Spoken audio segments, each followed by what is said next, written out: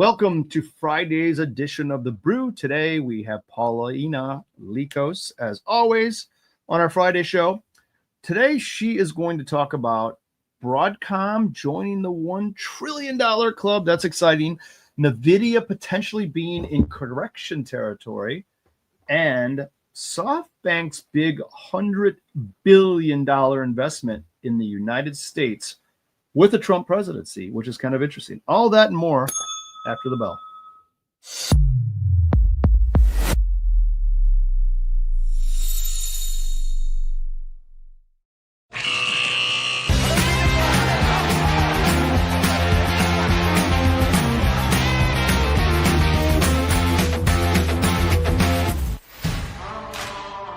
Oh, Paulina, Yellowstone. Here we go.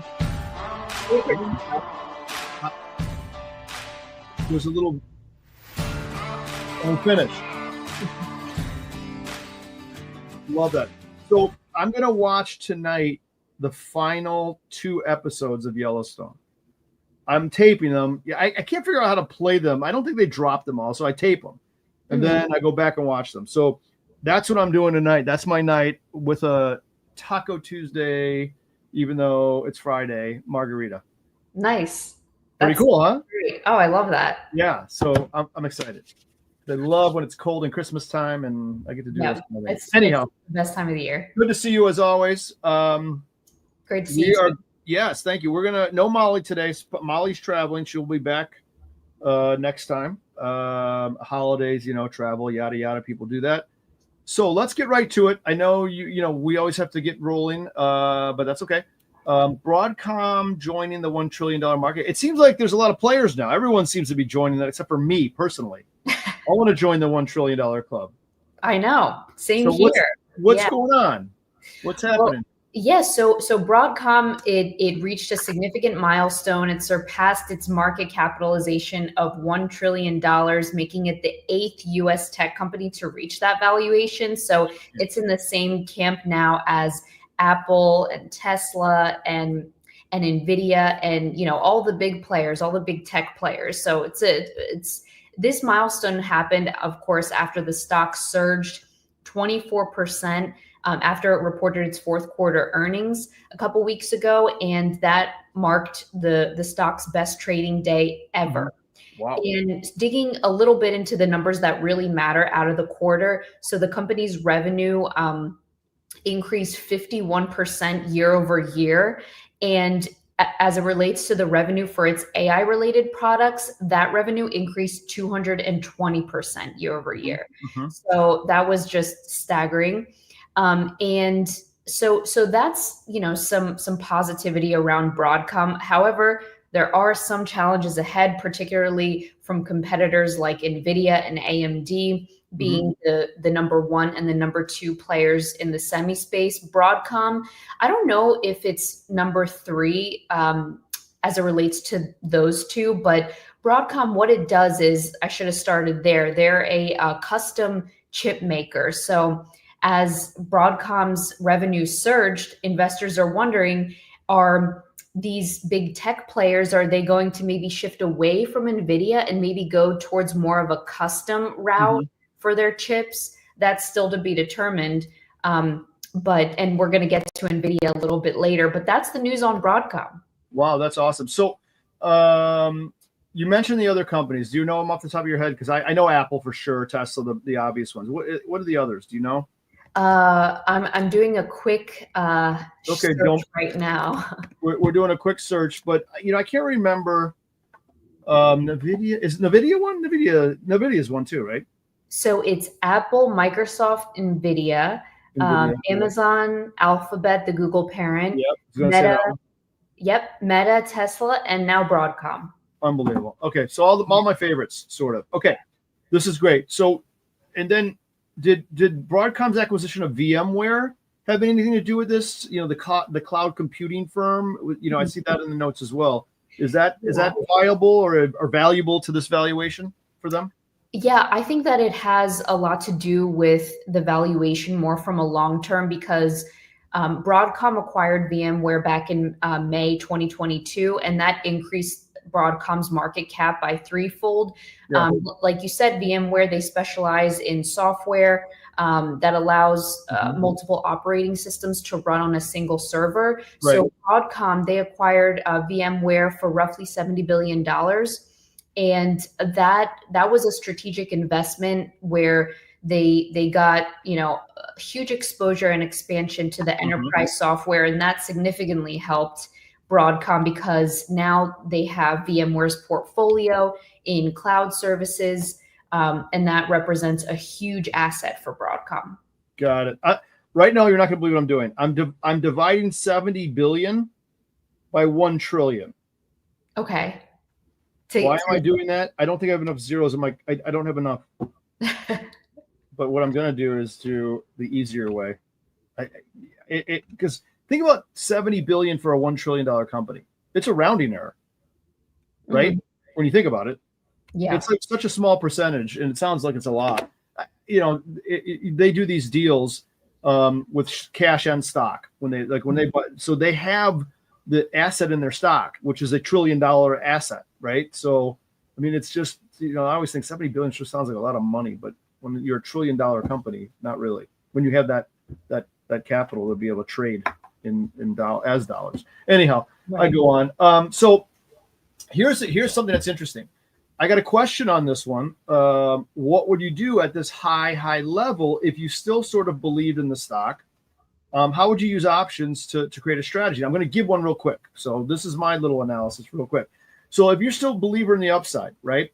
You can easily sell put spreads. That's obvious.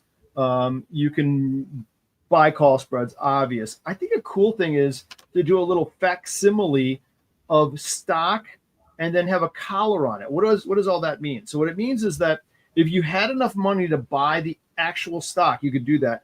Buy a put below and sell a call above for income. So the reason I'm going this route is because this person said, well, I think it's still bullish. It's not massively bullish, but I think it's going to kind of drift higher. I love having this position on.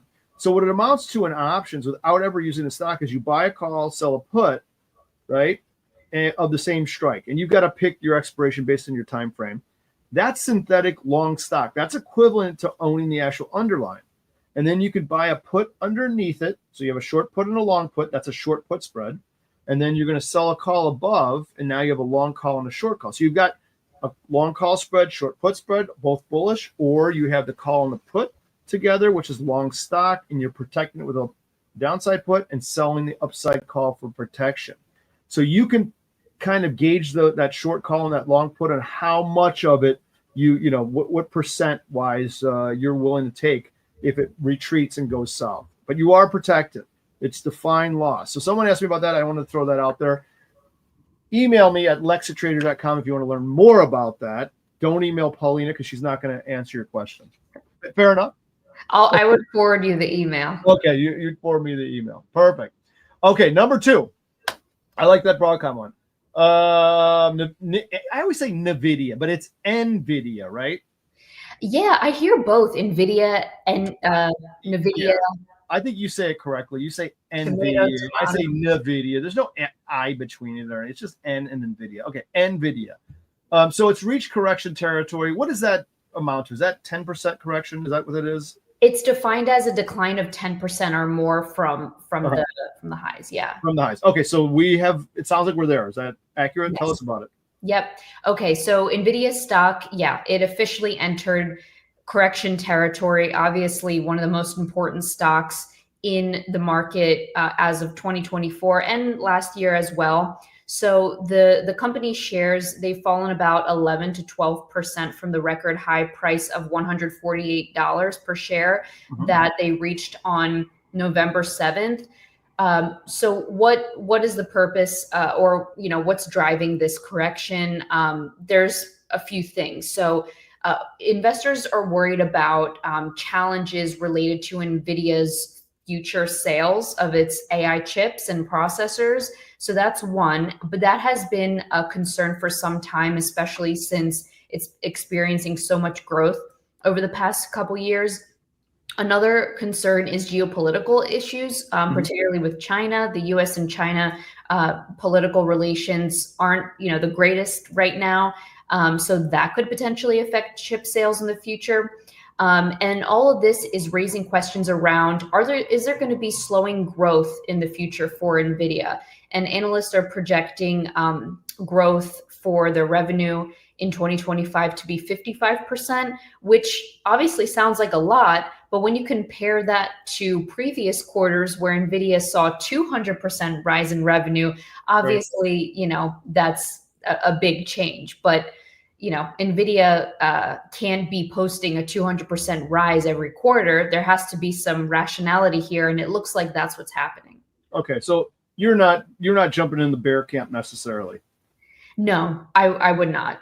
I am with you. I don't think this is the end of Nvidia at all. Yeah. And by the way, for those who are wondering what I would consider as a spread, I would do the same damn thing I just talked about with Broadcom.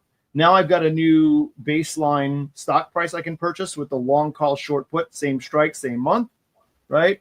I can choose my pain relative to my protective put and how much upside I want to have with my short call. I would do the same thing here, especially on the pullback. So I'm getting better value now.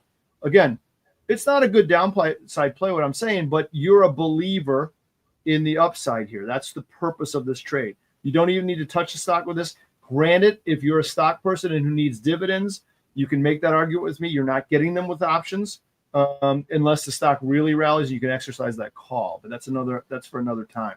So that's a good play for this Nvidia situation as well. I think I like this one. Okay, I'm a big green check on Nvidia. I still love it. Wonderful. Moving along. Oh, by the way, you have here about Wall Street. I'm assuming the institutions probably love this pullback, right? Wall Street and the gang. I'm assuming they just kill it. Yeah, even though with the recent correction, Wall Street, they're definitely still bullish on Nvidia. The things that they're considering are the company's continued dominance in the AI chip market.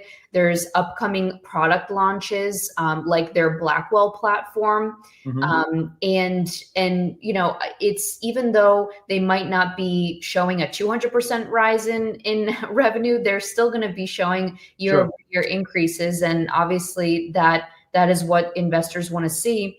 Mm-hmm. So yeah, there are even obviously some analysts, they have increasing price targets for 2025 that could potentially surpass Apple's market value. So Nvidia is still a stock to watch next year. Got it. Okay, I love it. I'm with you on that one. Let's move to Japan. SoftBank. Talk to me. I saw Trump on with the chairman of SoftBank yesterday. I'm not even going to try to pronounce his name. I'll devour it. So tell me what's going on here. Yeah. Okay. So SoftBank CEO, his name is Masayoshi-san. Did you just say that with perfection? I tried my best. I hope I pronounced it correctly. That was actually excellent. Thank you. Yeah. Japanese CEO. It's SoftBank is from Japan. So he announced a huge $100 billion investment in the United States. He is very confident, he said at a recent conference at Mar-a-Lago, he's very confident in the U.S. economy. He stated that he grew even more confident in the U.S. after Trump's victory. Trump responded to this investment saying that it's a monumental demonstration of confidence in America's future. So where is this $100 billion going to go? Well, we don't know exactly how it's going to be divided, but he said that he wants to build out AI infrastructure. So he's going to be building out data centers, energy production facilities, semiconductor manufacturing, the heart of what's needed for the future of AI technology.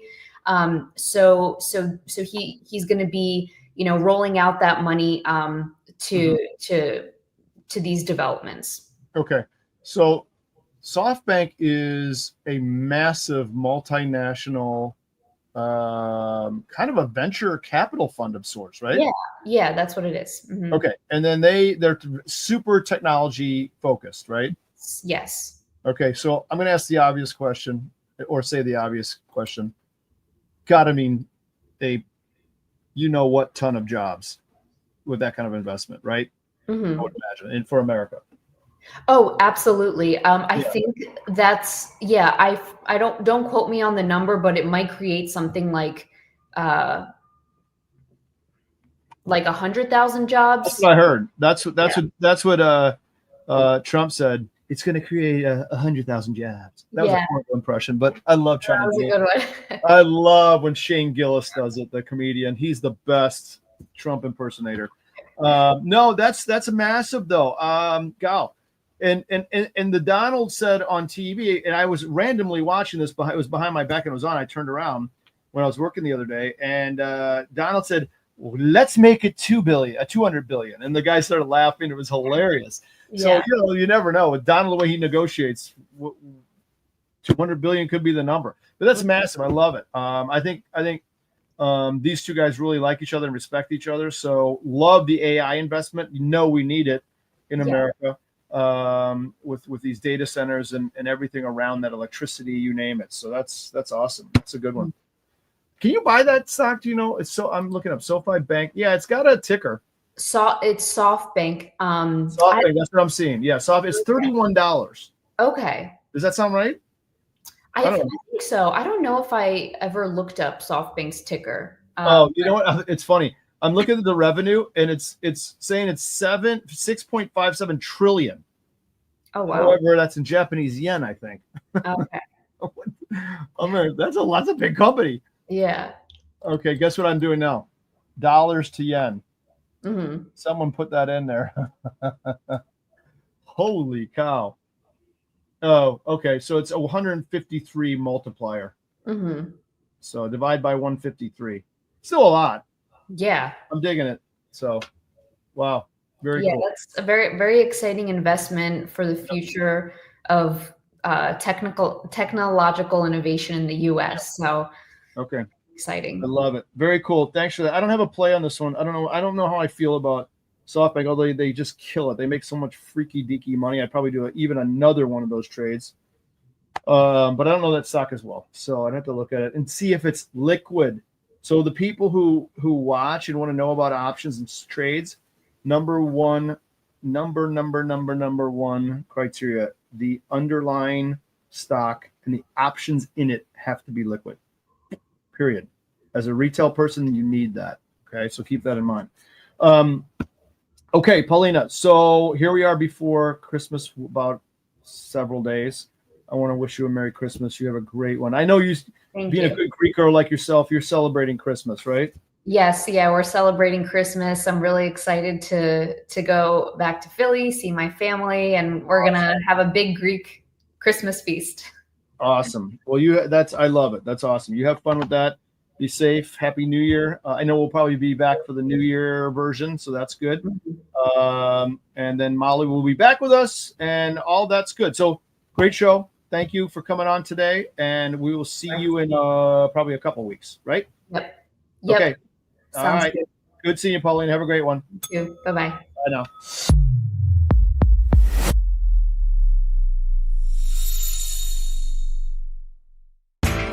You know how the financial world goes. Here comes the buzzkill. Please make sure to take some time to read this boring disclaimer. We will owe you one.